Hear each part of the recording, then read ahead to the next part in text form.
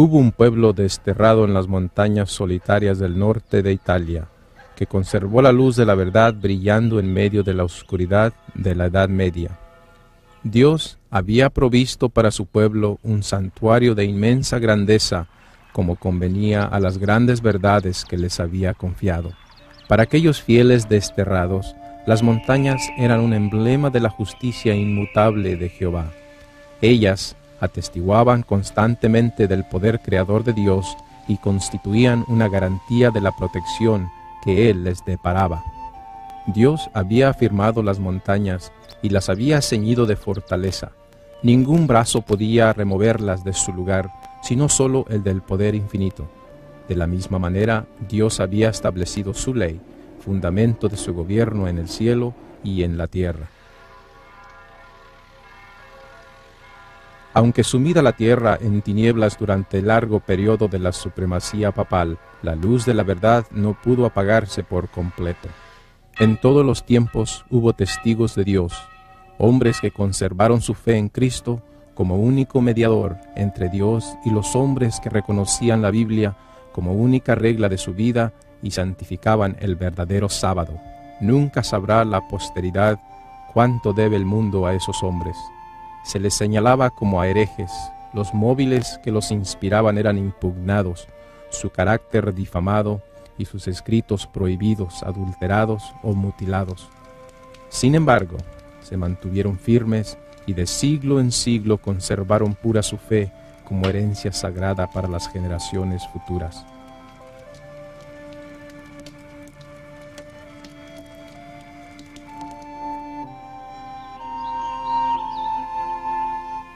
Un grupo de estos testigos fieles de Dios fue el pueblo de los valdenses.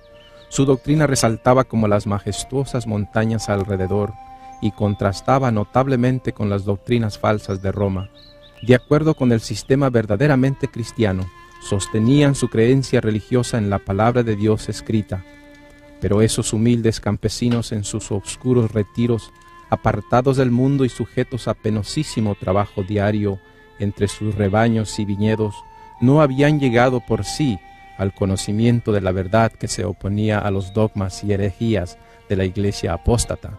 Su fe no era una fe nueva. Su religión fue transmitida como una herencia de sus antepasados.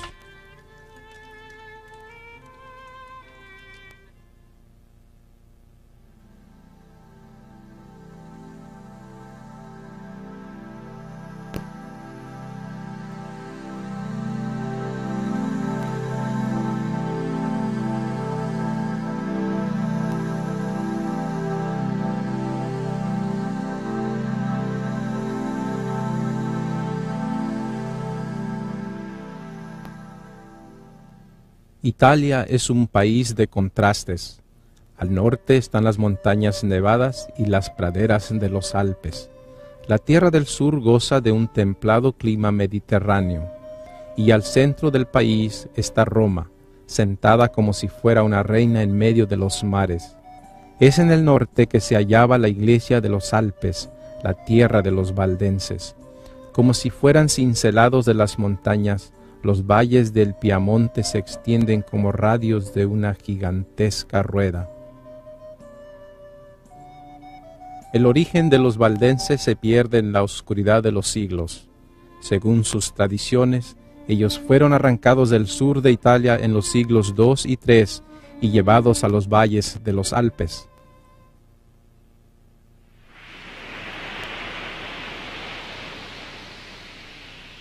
Vayamos al tiempo del cristianismo primitivo de la Roma pagana. Pablo, un anciano de canas, fue llevado a Roma como prisionero. Allí, aunque encadenado a un soldado, Pablo fue permitido testificar por Cristo en su casa alquilada durante 2 años. En medio de 2 años, el Evangelio llegó a la casa imperial de Nerón y a toda Italia. Nerón, el emperador de Roma, era un agente de Satanás, era feroz, sin dignidad y corrupto. En su reinado, Pablo fue confinado a una celda oscura y deprimente en espera de su ejecución. Nerón ordenó el decapitamiento de Pablo, silenciando así a uno de los mayores testigos de Cristo, pero la influencia de Pablo y sus palabras escritas viven. Las persecuciones de los cristianos, que empezaron bajo el imperio de Nerón cerca del tiempo del martirio de Pablo, continuaron con mayor o menor furia por varios siglos. Muchos dieron sus vidas por seguir a Cristo.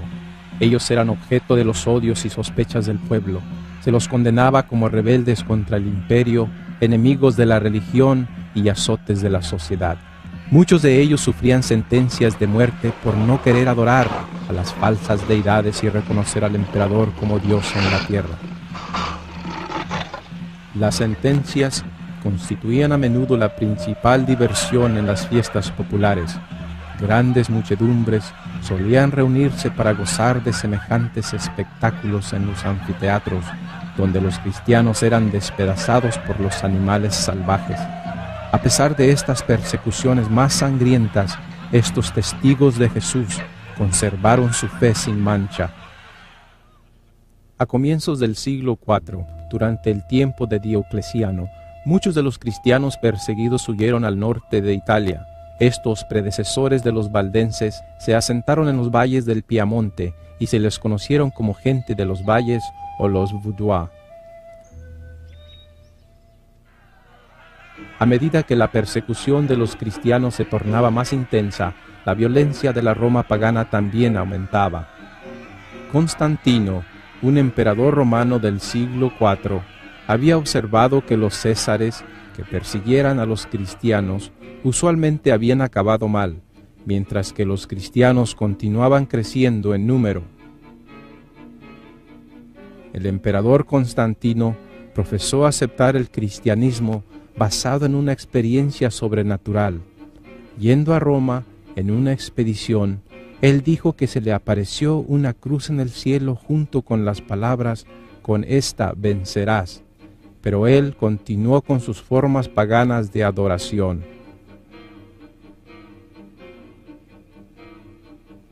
La conversión nominal de Constantino causó gran regocijo, pero en vez de que el mundo se convierta al cristianismo, el mundo entró a la iglesia vestido de formalismo de justicia. El cristianismo y el paganismo estaban unidos ahora.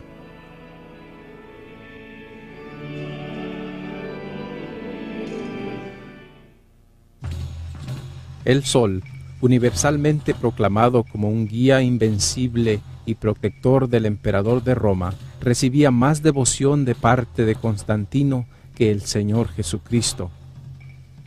Esta moneda muestra en un lado a Constantino y en el otro a Apolo, el dios Sol. Después de que Constantino afirmó haber aceptado el cristianismo, el dios Sol Apolo, que a menudo se dibuja con los rayos solares saliendo de su cabeza, se convirtió en la imagen de Cristo para la iglesia cristiana. Los símbolos del sol se hallan a menudo en el arte de la iglesia romana, mostrando la unión del paganismo con el cristianismo. En el mismo centro de los edificios del Vaticano en Roma se encuentra un inmenso disco solar, armazón sobre armazón. En el medio de este disco está un obelisco, un símbolo asociado con la adoración del sol. En las religiones paganas, el sol siempre ha sido un símbolo de vida. El obelisco representaba el órgano reproductor masculino. La rueda solar, que era también un símbolo de fertilidad, representaba al sol, la luna y las estrellas. Estos símbolos paganos se pueden ver en los templos por todo el mundo y sus orígenes se pueden rastrear hasta la antigua Babilonia. Esta abertura en una de las grandes cúpulas de la Basílica de San Pedro permite que los rayos solares brillen adentro. Tome nota del disco solar alrededor de la abertura. Esta cúpula y la abertura, que simbolizan al sol, son parte del Panteón, el más antiguo templo pagano de Roma. Este templo fue terminado en el año 27 AC y dedicado a todos los dioses. La Basílica de San Pedro, que es una imitación del Panteón, copió una buena parte del simbolismo de este en su arquitectura, aún duplicando el obelisco que está en su frente. En un tiempo se colocaron estatuas de los dioses debajo de la cúpula, dentro del panteón. La gente adoraba enfrente de esta estatua de San Pedro, la cual fue originalmente el ídolo Júpiter, un dios pagano sacado del panteón y colocado cerca del altar en la Basílica de San Pedro.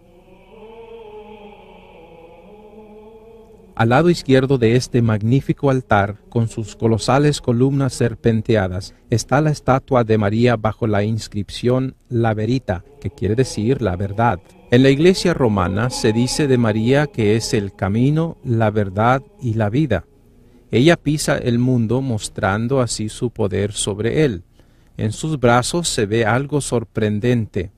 Ella no está abrazando al niño Jesús como se esperaría, sino abraza el sol, un disco solar de oro. Se dice que la primera reina de Babilonia, llamada Semíramis, dio a luz al dios Sol. Ella fue llamada la Reina del Cielo, tanto como María es llamada la Reina del Cielo por la Iglesia Católica.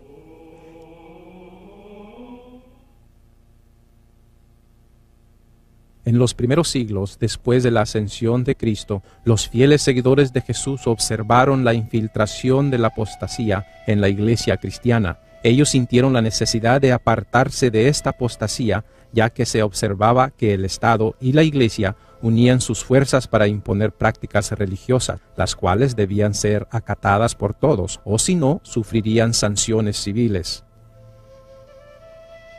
En 7 de marzo del año 321, Constantino tomó por primera vez una medida pública imponiendo la observancia del domingo. Este edicto requería que la gente de la ciudad descansase en el día venerable del sol. Constantino, emperador Augusto Elpidio, en el venerable día del sol, que descansen los magistrados y los residentes de las ciudades, y que se cierren los talleres. Sin embargo, los que se dedican a la agricultura pueden libre y legalmente continuar en su ocupación, porque frecuentemente sucede que otro día no es oportuno para sembrar el grano o plantar la viña. No sea que por negligenciar el momento apropiado para tales operaciones se pierda la dádiva del cielo.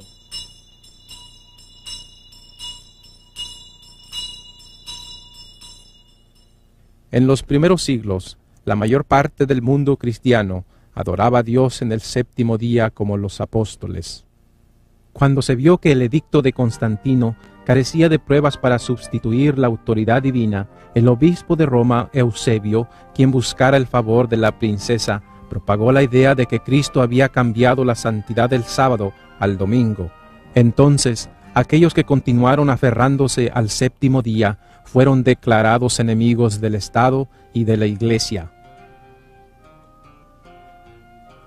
Los valdenses tomaban la Biblia como única regla de fe, aborrecían la idolatría de la Iglesia papale y rechazaban las tradiciones, los días de fiesta y aún el domingo. Sin embargo, guardaban el reposo del séptimo día y empleaban la manera apostólica del bautismo.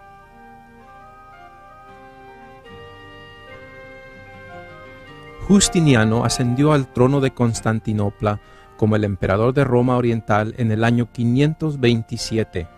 Era un político astuto.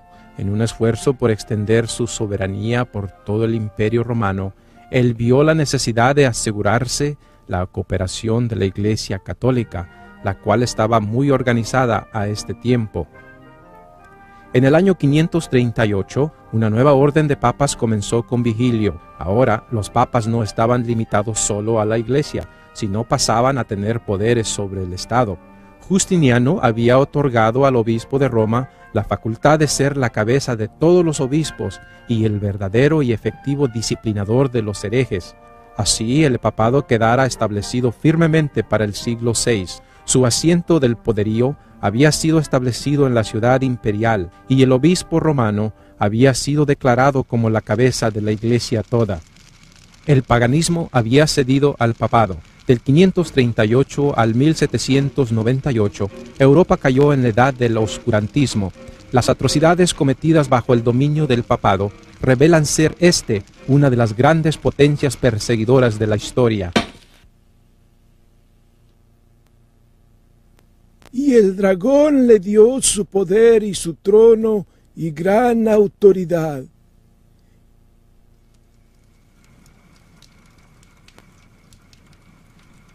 Así comenzó los 1260 años de opresión papal, predicha en las profecías de Daniel y Apocalipsis. Y hablará palabras contra el Altísimo, y tratará duramente a los santos del Altísimo, y pretenderá cambiar los tiempos y la ley, y serán entregados en su mano hasta un tiempo, y tiempos, y medio tiempo.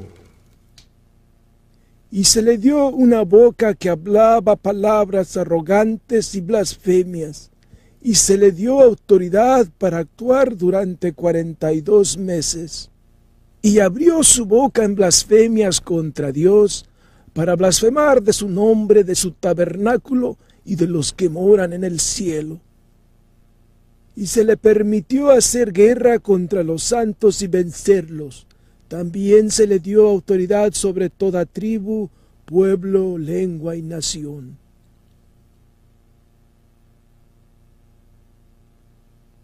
Y la mujer huyó al desierto, donde tiene un lugar preparado por Dios, para que allí la sustenten durante 1260 días.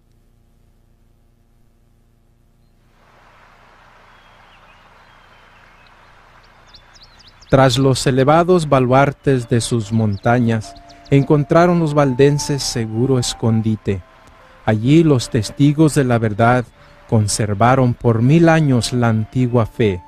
Privados por siglos de la iglesia visible y forzados a adorar en las fosas y cuevas, ellos hallaron fuerza en la palabra de Dios. El conocimiento personal de la palabra de Dios era la única luz para ellos. Los ministros valdenses eran educados como misioneros. Su escuela se hallaba en el remoto desfiladero montañoso más inaccesible del Prat del Tor. El estudio era riguroso y extenso, incluyendo los idiomas latín, romano e italiano. Después de varios años de estudio y retiro, se les consagraban a la obra de Dios con imposición de manos. A todo el que deseaba dedicarse al ministerio se le exigía primero que adquiriese experiencia como evangelista. Cada septiembre del año, los barbes o tíos, como se les llamaba a sus pastores, realizaban una reunión general para revisar el trabajo de cada estudiante y para examinar y ordenar a los ministros jóvenes, y para escoger los misioneros que visitarían las iglesias distantes de Italia y otros países. Todos debían servir en algún lugar lejano de las misiones por 3 años antes de hacerse cargo de una iglesia local. Este servicio, que desde sus comienzos requería abnegación y sacrificio, era una preparación adecuada para la vida que los pastores llevaban en aquellos tiempos de prueba. Los jóvenes que eran ordenados para el sagrado ministerio no veían en perspectiva ni riquezas ni glorias terrenales, sino una vida de trabajo y peligro y quizá el martirio. Los misioneros salían de 2 en 2 como Jesús se lo mandara a sus discípulos. Casi siempre se asociaba a un joven con un hombre de edad madura y de experiencia, quien era responsable de la educación y a cuya instrucción debía prestar atención el joven. No andaban siempre juntos, pero con frecuencia se reunían para orar y conferenciar, y de este modo se fortalecían uno a otro en la fe. Dar a conocer el objeto de su misión hubiera bastado para asegurar su fracaso, así que ocultaban cuidadosamente su verdadero carácter. Cada ministro sabía algún oficio o profesión, y los misioneros llevaban a cabo su trabajo ocultándose bajo las apariencias de una vocación secular. Generalmente escogían el oficio de un comerciante o buhoneros.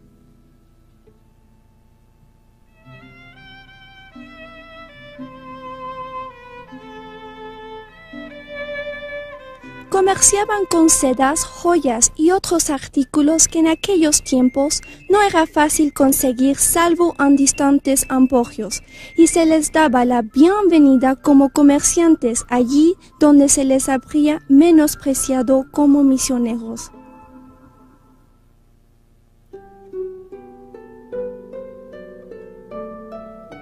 Constantemente elevaban su corazón a Dios pidiéndole sabiduría para poder mostrar a las gentes un tesoro más precioso que el oro y que las joyas que vendían. Llevaban siempre escondidos ejemplares de la Biblia entera o porciones de ella, y siempre que se presentaba la oportunidad, llamaban la atención de sus clientes a dichos manuscritos. Con frecuencia despertaban así el interés por la lectura de la palabra de Dios y con gozo dejaban algunas porciones de ella a los que deseaban tenerlas. Los misioneros decían con frecuencia estas palabras a aquellos que mostraban un interés genuino en la verdad. Amigo, tenemos tesoros mucho más valiosos que lo que le mostramos. Si nos protege de los sacerdotes, se lo diremos. Tenemos una joya preciosa, procedente del mismo Dios.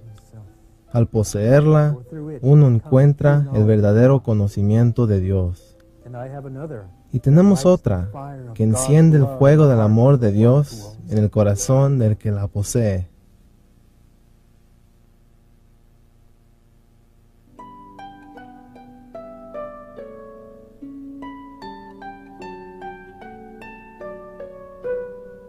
Al finalizar el día, los dos misioneros regresaban a sus posadas y pedían la bendición de Dios sobre el trabajo del día. Estos hombres píos eran grandes practicantes de la oración. Nuestra regla de conducta será el hacer la obra de Jesús. Si le confesamos en la tierra, Él nos confesará en el cielo. Y si le negamos en la tierra, Él nos negará en el cielo. Preferimos ser rechazados por el papado que por nuestro Salvador. Había ocasiones cuando eran descubiertos y echados en prisiones lúgubres, donde sufrían gran agonía por la palabra de Dios y por el testimonio que daban. Muchos eran torturados y estirados sobre una horrible ranfla. Fue entonces cuando los valdenses clamaban las promesas de Dios. Conservaron la fe pura a pesar de la tortura, el frío, la destitución y pérdida de vida en los Alpes. Se negaron a abandonar la Biblia, a confesarse a los sacerdotes, a recibir la hostia y creer que sea el cuerpo de Jesús, o a reconocer al pontífice de Roma como el vicario de Cristo.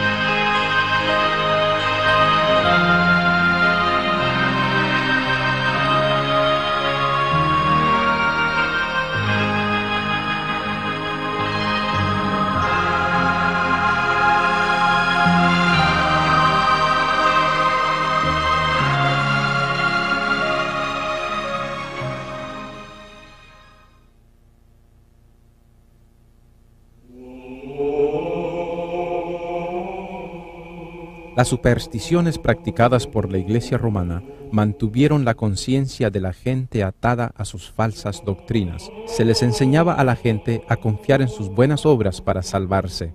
Dios y aún Cristo mismo eran representados como austeros y solemnes.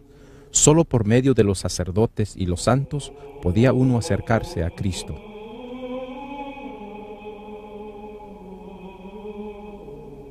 Este altar, que está en Chiesa del Gesù, Roma, representa a María echando fuera del cielo a dos reformadores.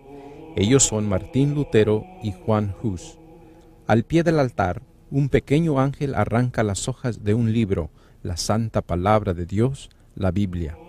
Aunque fue esculpida a principios del siglo XVII, esto representa la actitud desafiante de la Iglesia Católica durante los 1260 años de oscuridad espiritual.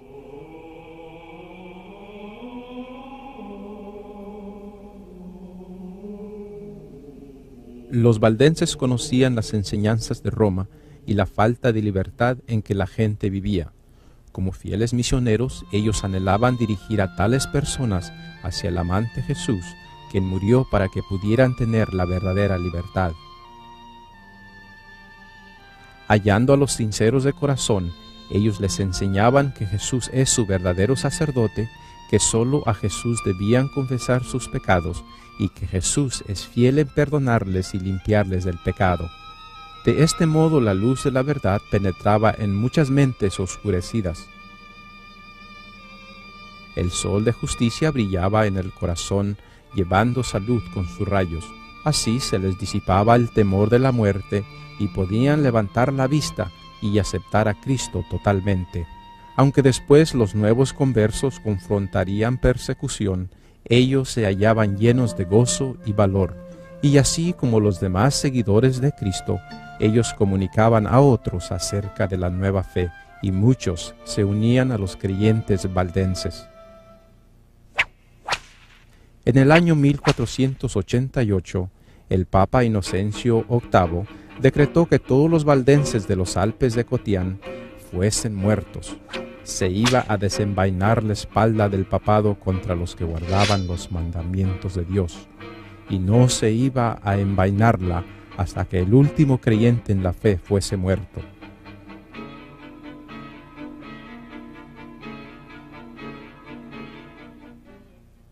Roma insistía que los valdenses debían someterse bajo su poder. Oficiales de la iglesia fueron enviados con el decreto en la mano y les informaron lo siguiente: si venían al seno de la iglesia de Roma y si abrazaban la religión católica romana, ellos podían gozar de sus casas, propiedades, tierras, y podían vivir con sus familias sin vejación alguna. Pero si se negaban a obrar de acuerdo con las proposiciones, entonces les seguiría la persecución y la muerte segura sería la suerte de ellos. Frente a las proposiciones presentadas, los valdenses noblemente declararon que bajo ninguna consideración renunciarían su religión. Debido a la negativa de ellos para someterse a Roma, el papado escogió a Alberto Cattaneo para dirigir un ataque osado contra los valdenses. El plan del ataque consistía en dar un golpe mortal en el centro del territorio de los valdenses, el valle de Angroña. El ejército de Cattaneo se separó en dos divisiones. Una división, dirigida por el mismo Cattaneo, se movilizó hacia el Prat del Tor en el valle de Angroña, destruyendo todo a su paso. La otra división, bajo el cruel Lapalú, se dirigió hacia los Alpes de Dauphin y entró al valle de Loise, un profundo desfiladero rodeado por altas montañas. Los exploradores valdenses observaron que las fuerzas del papado invadían su territorio. Entonces, colocando sus bienes sobre las carretas y juntando sus rebaños y manadas, los valdenses escalaron precipitadamente los escarpados pendientes del monte Pelvoux hasta una altura de 1800 metros sobre el valle. Cánticos de alabanza a Dios se elevaban de sus labios, desvaneciendo así el terror.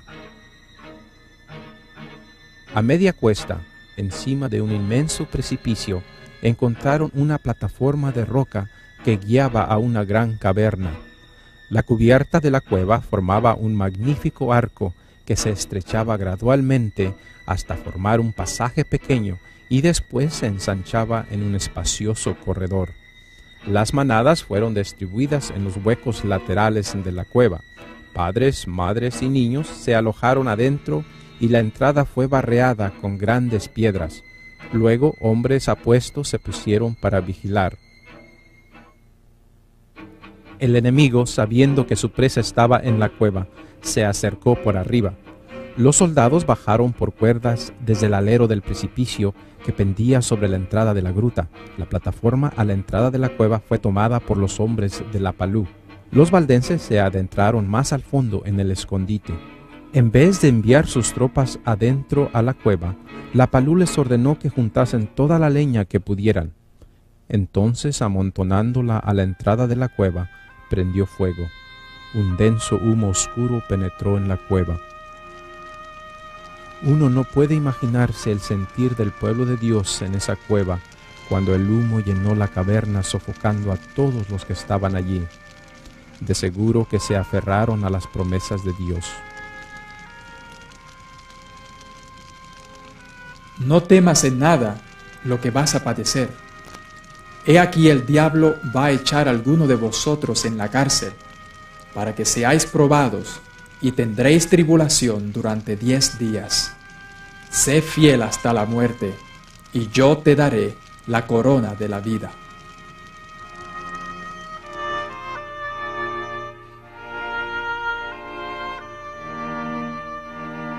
Cuando se examinó posteriormente la caverna, se hallaron 400 niños asfixiados en sus cunas o en los brazos de sus madres muertas. Por todo, perecieron en esa cueva más de 3,000 valdenses.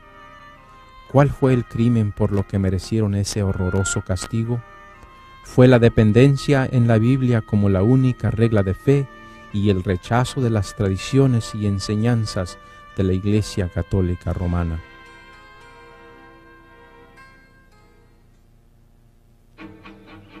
Mientras la Palú cumplía su misión de destrucción en el monte Pelvú, Catáneo dirigía su ejército al norte y oeste para destruir a los valdenses en el valle de Angroña. Guió sus soldados por los estrechos desfiladeros, pasando por debajo de las grandes rocas que colgaban sobre el paso. Catáneo y su hueste no hallaron resistencia. Marcharon por todo el valle de Angroña. Las casas de los valdenses estaban vacías, así como el valle. Catáneo supuso que los habitantes del valle habrían huido a Pra del Tor. Siendo así, entre él y su presa se hallaba un escarpado imposible de escalar que formaba como el muro del valle. Parecía que el enviado del Papa y su ejército iban a ser detenidos por esta barricada natural. Se podían ver las montañas blancas que rodeaban el Pra. Después de una búsqueda intensa, Catáneo descubrió la única senda que se abría hacia las montañas. Algún temblor de la naturaleza había rajado las montañas formando un despeñadero largo, estrecho y oscuro. Catáneo ordenó temerariamente a sus hombres para que entrasen y cruzasen ese espantoso desfiladero sin saber que regresaría con muy pocos de ellos. El único pasaje que atravesaba ese despeñadero era un arrecife rocoso en un costado de la montaña, tan angosto que no podían avanzar lado a lado dos juntos. Si se les acometía de frente, de atrás o de arriba, no tenían ninguna escapatoria, ni tampoco espacio para defenderse del ataque. El sendero colgaba a media altura desde la base del desfiladero, donde muchas aguas se precipitaban sobre las rocas. Fue en ese espantoso despeñadero que los soldados del enviado del Papa marcharon. Avanzaron lo mejor que pudieron a lo largo de ese arrecife, acercándose a Pra. Parecía imposible que su presa se les escapase, pero Dios estaba velando sobre su pueblo. Mientras los soldados del enemigo avanzaban por el estrecho sendero, una nube blanca del tamaño de la palma de la mano, inadvertido por los invasores pero ansiosamente observado por los valdenses, fue visto juntarse en el pico de la montaña. La nube se agrandaba y se oscurecía rápidamente. Se deslizó por el costado de la montaña, ondulando como si el océano se precipitase por el cielo, una neblina tenebrosa. Cayó justo sobre el abismo donde el ejército del Papa se hallaba, cerrándolo y llenándolo completamente de arriba abajo con una gruesa neblina. De pronto el ejército se hallaba como en noche, todos perplejos, estupefactos, y no podían ver ni adelante ni atrás, tampoco avanzar o retirarse. Se detuvieron todos aterrorizados. Los valdenses interpretaron esto como el acto de la providencia interponiéndose en favor de ellos. Esto les daba la oportunidad de rechazar al invasor. Así que, quebrando grandes piedras y rocas, las rodaron estrepitosamente hacia el cañón. Los soldados del Papa fueron aplastados allí donde se hallaban. Y eso no fue todo. Algunos de los valdenses valientemente entraron al despeñadero, espada en mano, y les atacaron de frente. La consternación se apoderó de la hueste del Piamonte. El pánico les impulsaba a escapar, pero cualquier esfuerzo por escapar era más fatal que la espada de los valdenses o las rocas que rodaban a saltos de la montaña, veloces como flecha. En la lucha, ellos mismos se dieron empujones echándose abajo uno al otro. Algunos fueron pisoteados hasta morir, otros rodaron al precipicio estrellándose sobre las rocas, y aún otros se ahogaron en la torrente. Así pareció miserablemente el enemigo de Dios.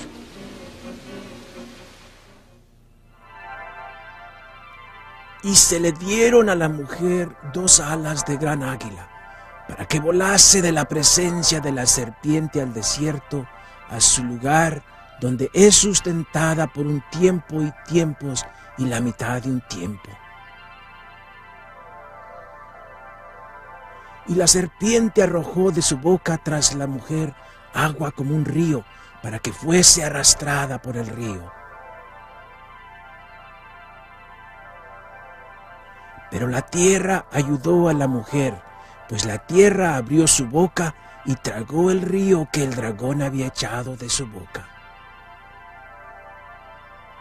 Entonces el dragón se encolerizó contra la mujer y se fue a hacer guerra contra el resto de la descendencia de ella, los que guardan los mandamientos de Dios y tienen el testimonio de Jesucristo.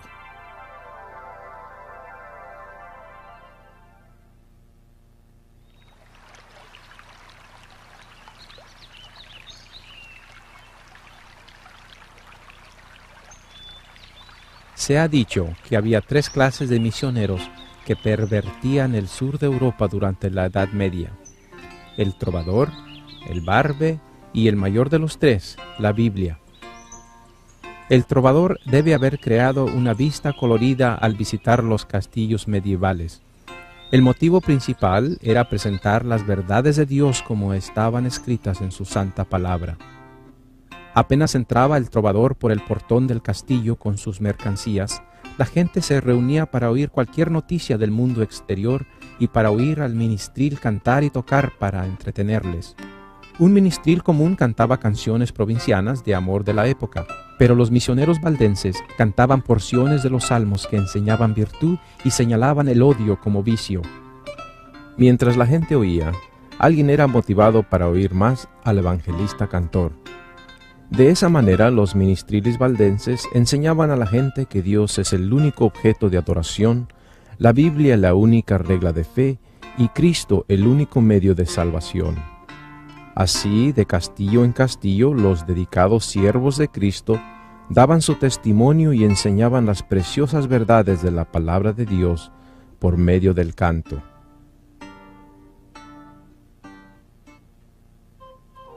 Los valdenses se contaron entre los primeros de todos los pueblos de Europa que poseyeron una traducción de las Santas Escrituras. Centenares de años antes de la Reforma, tenían ya la Biblia manuscrita en su propio idioma. Habían conservado la fe apostólica pura y sin adulteración, y esto los hizo objeto especial del odio y de la persecución. Declaraban que la Iglesia de Roma era la Babilonia apóstata del Apocalipsis y con riesgo de perder sus vidas se oponían a su influencia y principios corruptores. Como resultado de una larga persecución, algunos sacrificaron su fe, e hicieron poco a poco concesiones en sus principios distintivos. Otros se aferraron a la verdad. Durante los siglos de oscuridad y apostasía, siempre hubo valdenses que negaron la supremacía de Roma, que rechazaron como idolátrico la adoración de las imágenes y que guardaron el verdadero sábado bíblico. Conservaron su fe en medio de la más violenta y tempestuosa oposición.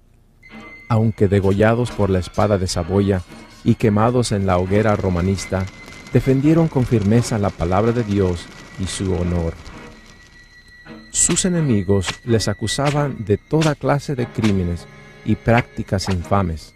Les llamaban hechiceros y les culpaban de adorar a Lucifer en la forma del gato negro.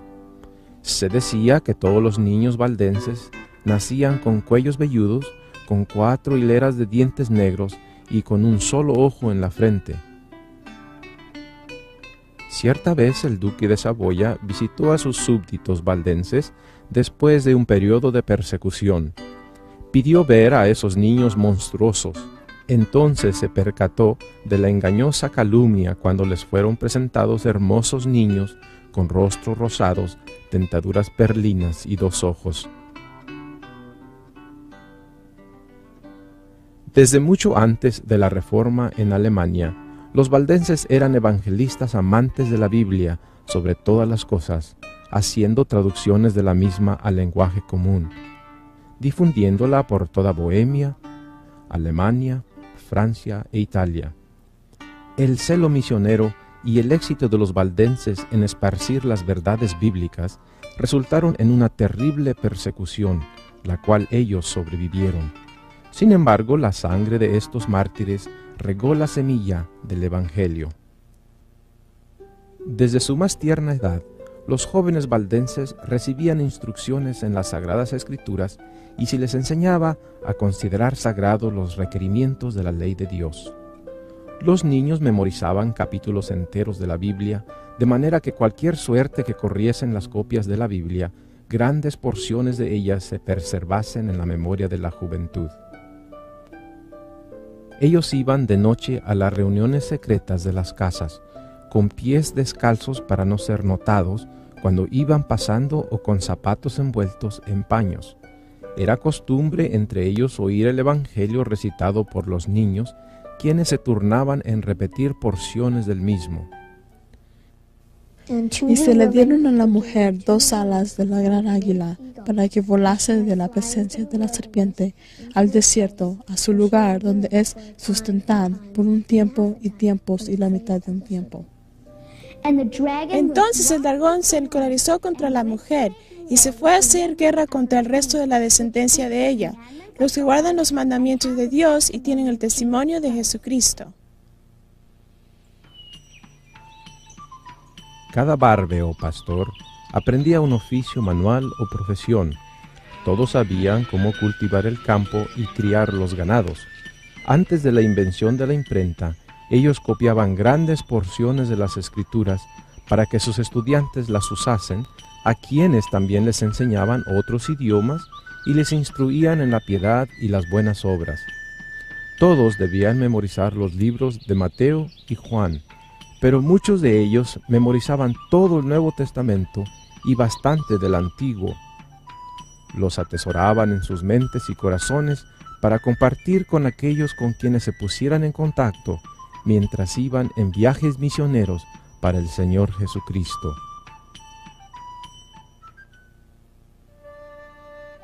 El siglo XVI despuntó mientras los valdenses todavía se recuperaban de las persecuciones de los generales Lapalú y Cattaneo. El duque de Saboya les había prometido protección de sus valles, pero no todo estaba en su alcance para cumplir su promesa. Él podía prevenir que ejércitos de las cruzadas, como los que se reunieron bajo la bandera de Cattaneo, invadiesen sus valles. Pero él no podía protegerles de las maquinaciones secretas de los sacerdotes. A falta de los soldados armados del duque, los inquisidores y los sacerdotes de Roma, actuando como misioneros, sedujeron a la gente con sus sofismas y secuestraron a otros llevándoles al santo oficio. A estas vejaciones fue agregada otro mal aún mayor, el de la piedad decayente. Deseosos por hallar descanso, muchos se conformaron exteriormente con la Iglesia romana. Para hallar protección de toda interrupción de sus viajes de negocio, ellos obtuvieron certificados o recomendaciones de los sacerdotes establecidos en los valles, indicando que ellos eran papistas. Para obtener este credencial, era necesario asistir a la capilla romana, confesarse, ir a la misa y dejar que los sacerdotes bautizasen a sus niños. Al mismo tiempo, continuaron asistiendo a las predicaciones de los pastores valdenses y sometiéndose a sus juicios. Sin duda alguna, los que practicaban tales engaños y la iglesia que los toleraba decayeron grandemente. Esa vieja vid parecía morirse y dentro de poco iba a desaparecer de esas montañas que por tanto tiempo había dado sombra con sus ramas.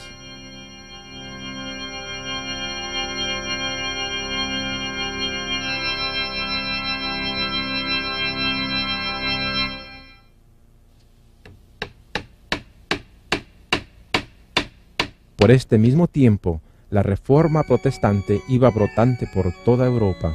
Los valdenses, ansiosos de saber hasta qué punto el yugo de Roma había sido abandonado por las naciones europeas, enviaron algunos de sus pastores a Suiza y Alemania para indagar más de ello.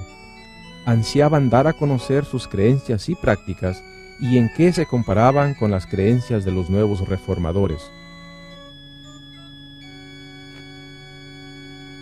Se organizó un sínodo y representantes de varias partes de Europa vinieron para conferenciar con los valdenses de Italia y Francia.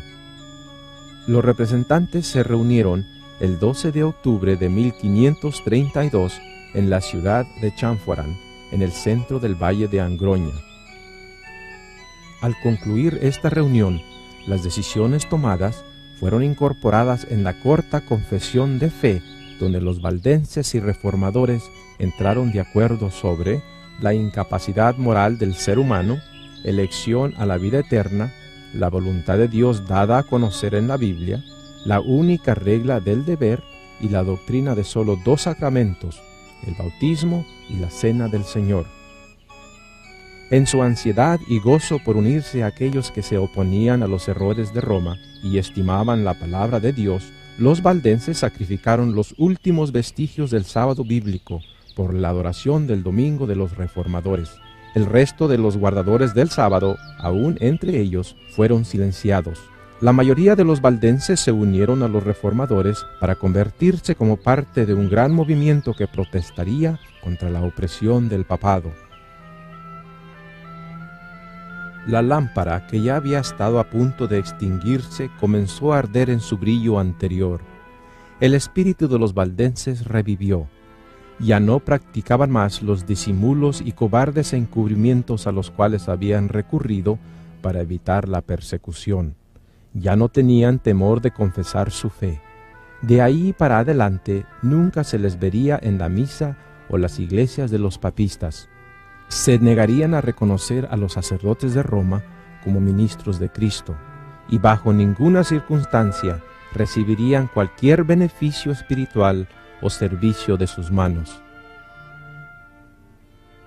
Los valdenses colocaron en las manos de los reformadores el más apropiado y noble regalo, el libro, o sea, la Biblia, la cual sus padres habían preservado con su sangre y sus barbes habían transcrito y puesto en circulación laboriosamente. Ahora ellos la traducían a la lengua francesa y la imprimían por cuenta propia para las iglesias de la Reforma. Fortalecidos por el compañerismo de sus hermanos protestantes, los valdenses reconstruyeron sus iglesias y reinstauraron los servicios de adoración. Sus pastores fueron multiplicados y multitudes acudían a sus predicaciones para beber del agua de la vida fluyendo nuevamente de su tierra.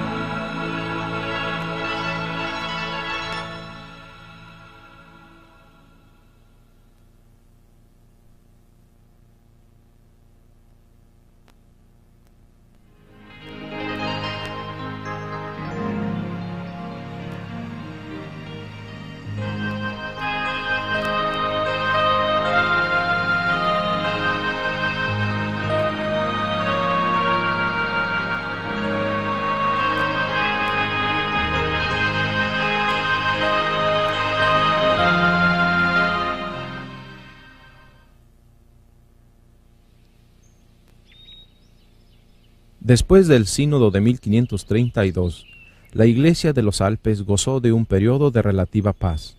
Era un tiempo de gran prosperidad espiritual, pero este nuevo celo revivió la malicia de sus perseguidores. El martirio de los fieles valdenses continuaba testificando contra Roma hasta que los inquisidores, el nuncio del Papa y los embajadores de España y Francia se unieron para apremiar al rey Filiberto a que purgue sus dominios. Él fue incapaz de resistir las poderosas incitaciones y la tempestad se desató otra vez, primeramente sobre Turín, después sobre la planicie del Piamonte y hasta los Alpes de los valdenses, donde quiera que se sabía que había congregación valdense.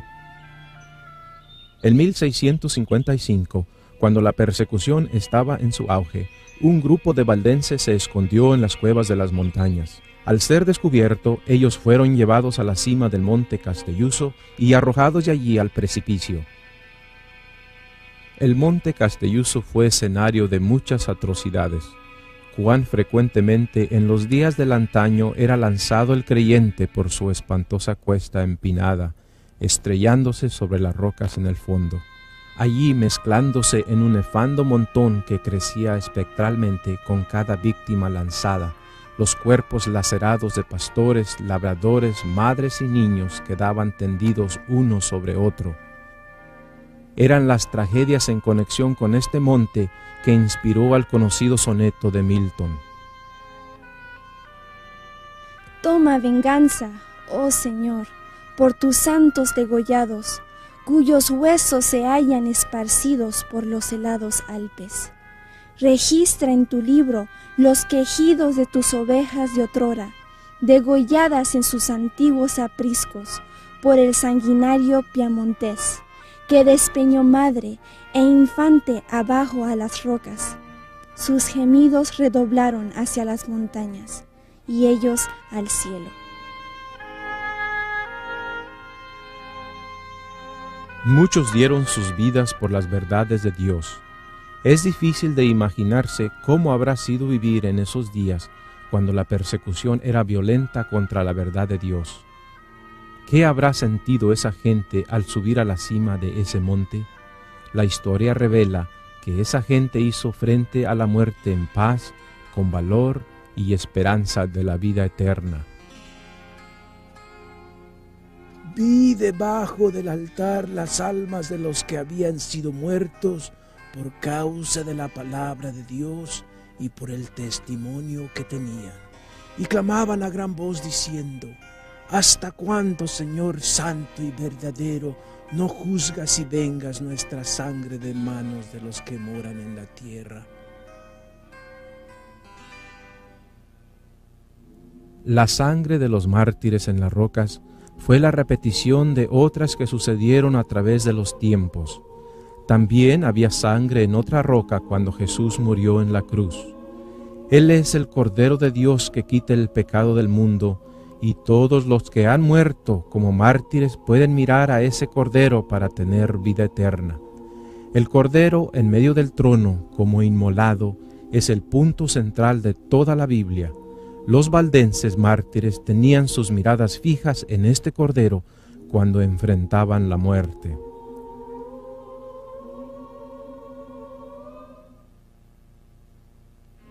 Según los registros de Dios, el año de 1685 fue registrado con infamia. El rey Luis XIV se acercaba a la muerte. Su vida había sido llena de pecados y corrupciones. Para apaciguar su conciencia, él preguntó a su confesor católico: ¿qué buena obra podría hacer para expiar sus muchos pecados? La respuesta estaba en la punta de la lengua. Él debía extirpar el protestantismo de Francia. Luis XIV hizo como se le ordenó. Se inclinó ante la raída corona del sacerdote y papa de Roma. Buscó un compañero para la sangrienta guerra del exterminio del protestantismo en Francia. Luis XIV envió un embajador al duque de Saboya con el pedido de que hiciera con los valdenses como él estaba haciendo con los hugonotes. El duque de Saboya, Víctor Amadeo, era joven y humanitario de naturaleza. Respetando a los valdenses y a la lealtad que le tenían, él ignoró el pedido del rey de Francia. Entonces Luis XIV escribió al duque de Saboya amenazándole que él mismo lo haría con un ejército de 14,000 hombres y que tomaría para sí los valles por su sacrificio. Eso era mucho. Inmediatamente se convino a hacer un tratado entre el duque y el rey francés, en el cual Luis XIV le ofreció una fuerza armada para que el duque obligara a los valdenses a tornarse servidores de Roma, bajo pena de exterminación. En 31 de enero 1686, el siguiente edicto fue proclamado en el valle. Los valdenses deberán de aquí en adelante cesar y descontinuar para siempre todas las prácticas de su religión. Se les prohíbe realizar reuniones religiosas, bajo pena de muerte y bajo sanción de confiscación de todos sus bienes. Todos sus anteriores privilegios quedan abolidos. Todas sus iglesias, casas de oración y otros edificios consagrados a la adoración serán arrasados por el suelo. A todos los pastores y maestros de escuela del valle se les manda que abracen el romanismo o que dejen el país dentro de 15 días, bajo pena de muerte y confiscación de bienes. Todos los niños de padres protestantes, nacidos o por nacer, serán obligatoriamente educados como católicos romanos. Todo niño que nazca será traído a la semana después de nacer a la curia de la parroquia y admitido en la Iglesia Católica Romana bajo pena de azotársele públicamente con vara a la madre y forzársele a 5 años de trabajo en las galeras al padre. Los pastores valdenses abdicarán las doctrinas que predicaron públicamente y recibirán un salario 1/3 más alto de lo que gozaban, pero la mitad de ello será revertido para las viudas. A todos los protestantes extranjeros radicados en Piamonte se les ordena que se conviertan en católicos romanos o salgan del país dentro de 15 días. Por un acto especial de su grande y paternal clemencia, el soberano permitirá que vendan en este intervalo las propiedades que hayan adquirido en el Piemonte, siempre que la venta sea hecha a un comprador católico. Esta era una guerra a punta de lanza. A mesa o a norte, ve a la misa o a la muerte. Los víctimas enviaron sus humildes súplicas de misericordia a Turín por 3 veces, pero no recibieron respuesta. En Viernes Santo de 1686, cuando la gente estaba reunida en la iglesia de Angroña, el pastor Arnaud oró así: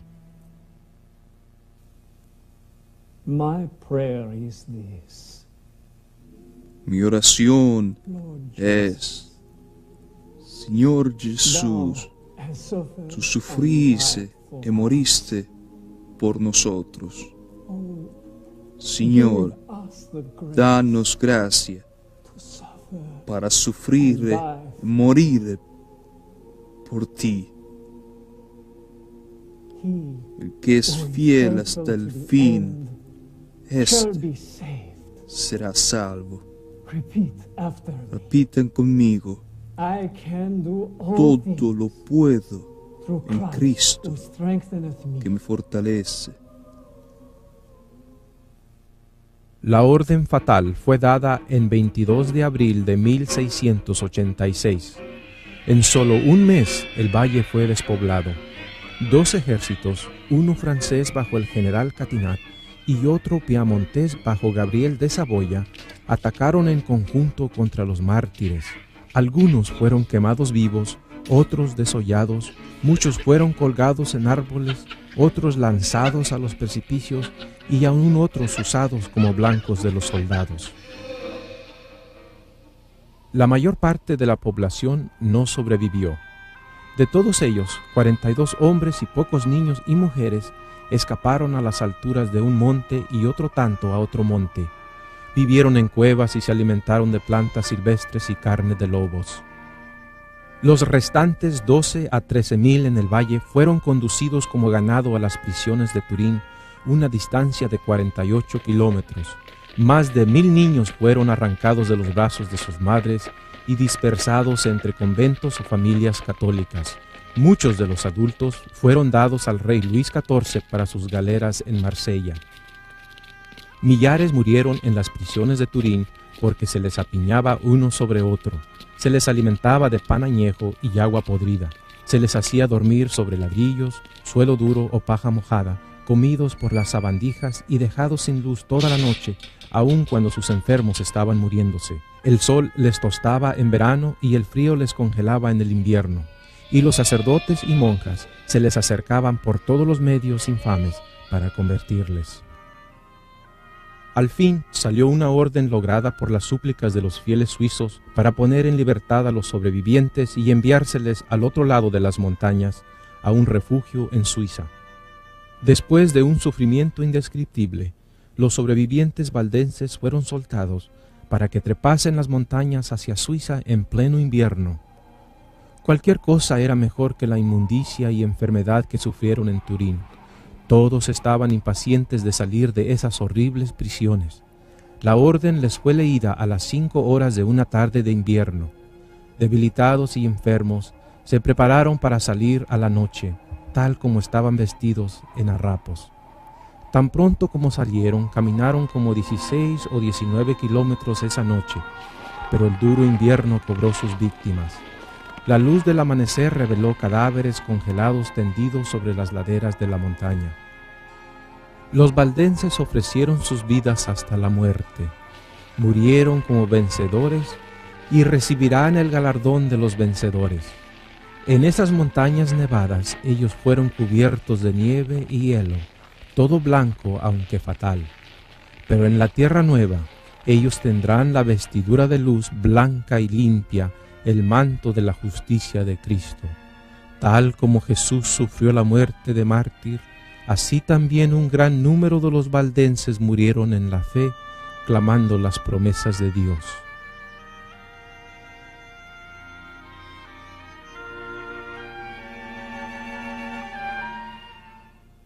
Cientos de ellos murieron debido a la exposición a temperaturas bajísimas, pobremente vestidos y en condiciones debilitadas. 3,000 de ellos llegaron a Suiza, pero eran como esqueletos andantes, cansados, con ampollas en los pies y hambrientos. Fueron recibidos piadosamente, con amor, admiración y generosidad. Inmediatamente recibieron zapatos y ropas abrigadas para protegerse del frío. Fueron llevados gozosamente a las casas de sus amigos. Los valdenses sobrevivientes estaban agradecidos por su liberación, pero también apenados por estar desterrados de su propia tierra.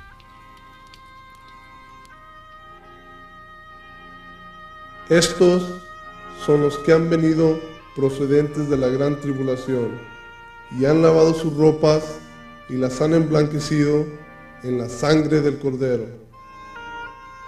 Los valles estaban desolados, las iglesias destruidas, las casas quemadas y las montañas sembradas de cadáveres. Por 3 años y medio, desde el 22 de abril de 1686 hasta 1689, no se leyó la Biblia en los valles del Piamonte, ni se entonaron salmos, ni oraciones de fe fueron elevadas a Dios, ni voz alguna prorrumpió en cánticos de alabanza y gozo.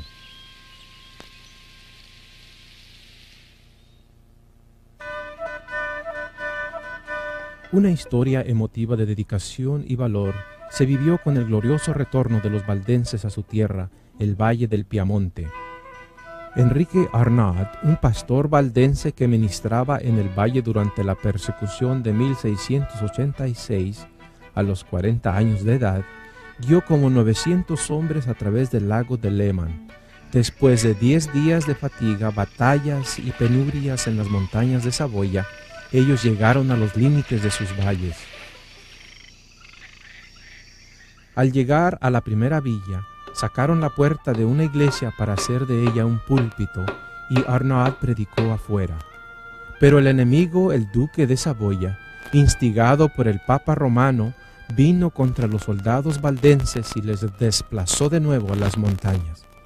Un ejército de 20,000 contra 900. Los soldados valdenses se defendieron en las montañas durante todo el invierno. Por la providencia de Dios, hallaron un sembradío de maíz sin cosechar, pero cubierto de nieve. La neblina, el viento, la lluvia y la nieve estuvieron a favor de ellos. Parece que estos estaban al mando de ellos, según dijo un oficial del enemigo. Por meses resistieron los ataques del enemigo, abandonando sus barricadas, luchando a poquitos y al final desplazados a la cima de la Valsiglia, parecían sin esperanza. De allí, dirigidos por uno de sus capitanes y frecuentemente ocultados de sus enemigos por una neblina, escaparon por el borde de un precipicio. Finalmente se formó una coalición entre Alemania, Gran Bretaña, Holanda y España para refrenar la ambición de Francia. Se le escogió 3 días para que Víctor Amadeo escogiera de cuál lado quería estar, de parte de los aliados o del rey de Francia.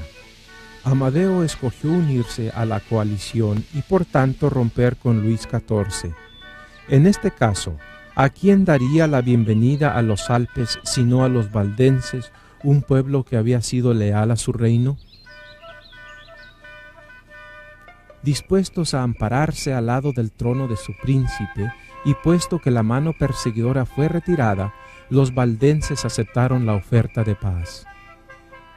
Sus villas y tierras les fueron restaurados. Sus iglesias fueron reabiertas para que adorasen los protestantes. Sus hermanos que todavía estaban prisioneros en Turín fueron libertados. Sus paisanos residentes en Alemania recibieron pasaportes para volver a sus casas. Así, después de un triste intervalo de 3 años y medio, los valles se poblaron de una antigua raza y se llenaron de las antiguas canciones de alabanza. Aunque se les otorgaron de nuevo sus tierras y algunos privilegios, los valdenses fueron aislados en las montañas, privados de sus derechos civiles. Eran parias y marginados de Italia. Un valdense no podía ejercer su profesión o tomar cursos regulares en las universidades de Italia o adorar de acuerdo a su fe fuera del valle. No fue sino hasta 1848 cuando finalmente se les dieron plenos derechos civiles y libertades. Los años de persecución y las negociaciones diplomáticas con el gobierno italiano cobraron su precio. Bastante de su antigua herencia apostólica se ha perdido. Muchas de sus creencias fueron sacrificadas. La dependencia total de la palabra de Dios se dio ante las tradiciones de los hombres, y el celo misionero por la pura y genuina verdad del Evangelio se perdió.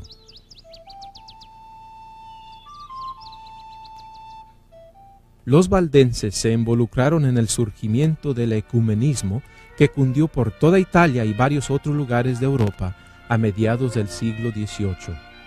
Justo cuando ocurría la celebración de unanimidad espontánea y del amor fraternal, todo el mundo vivía un despertar por la segunda venida de Cristo y un interés por los 10 mandamientos, especialmente el cuarto, el reposo del 7º día. Mientras el remanente de los valdenses deponía lo mejor que tenía, sacrificando la antigua fe de los apóstoles, Dios estaba levantando otro pueblo. Por medio del despertar del movimiento adventista, muchos se estaban uniendo para proclamar la segunda venida de Cristo y para continuar la ininterrumpida práctica del reposo, guardando el reposo del 7º día y honrando todos los mandamientos.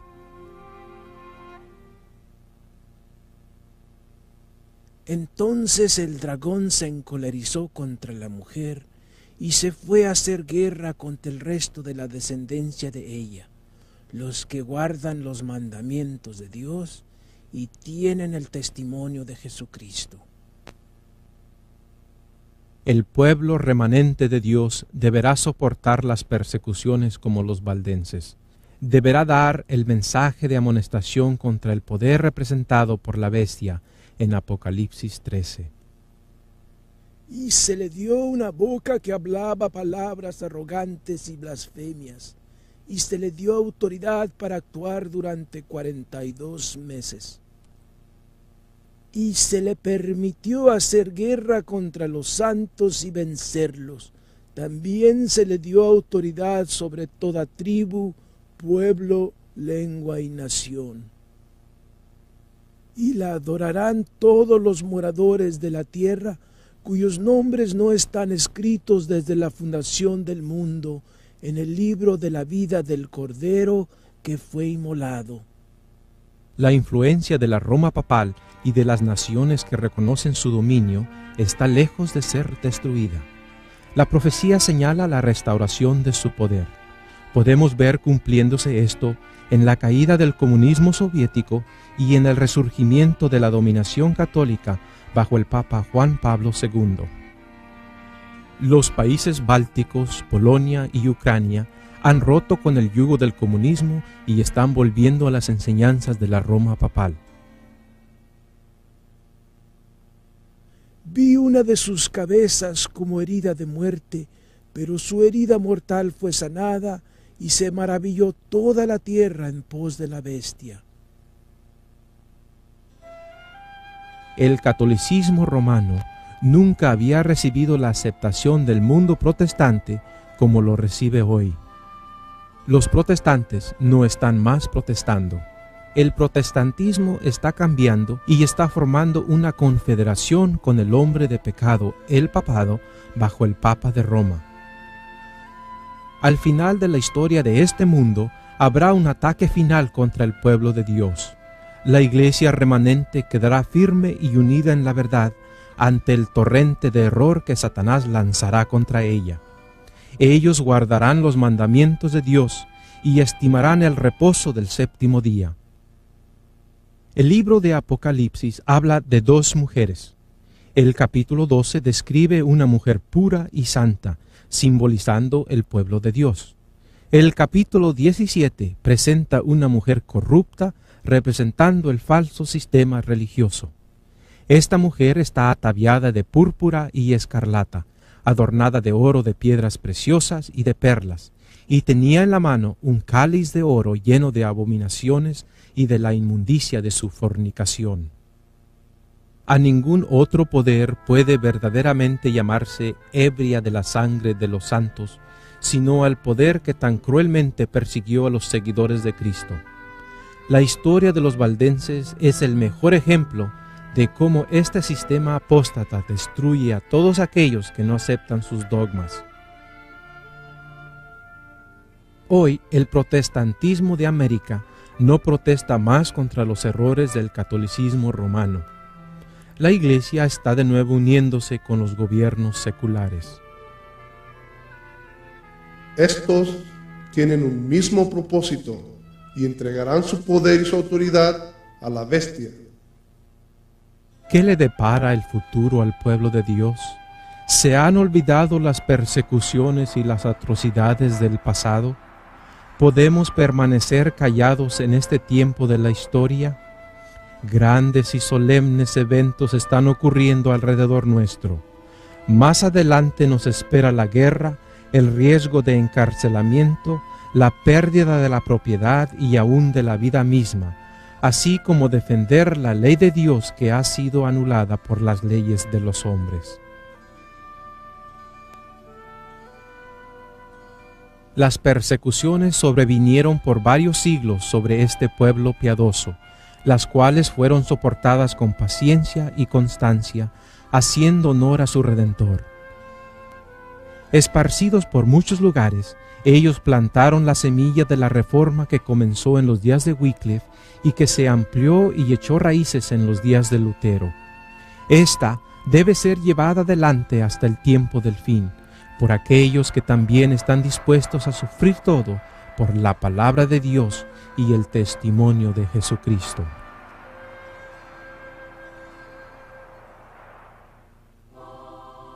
He aquí, yo vengo pronto, y mi galardón conmigo, para recompensar a cada uno según sea su obra. Yo soy el Alfa y la Omega, el principio y el fin, el primero y el último. Bienaventurados los que guardan sus mandamientos, para poder tener acceso al árbol de la vida y para entrar por las puertas en la ciudad.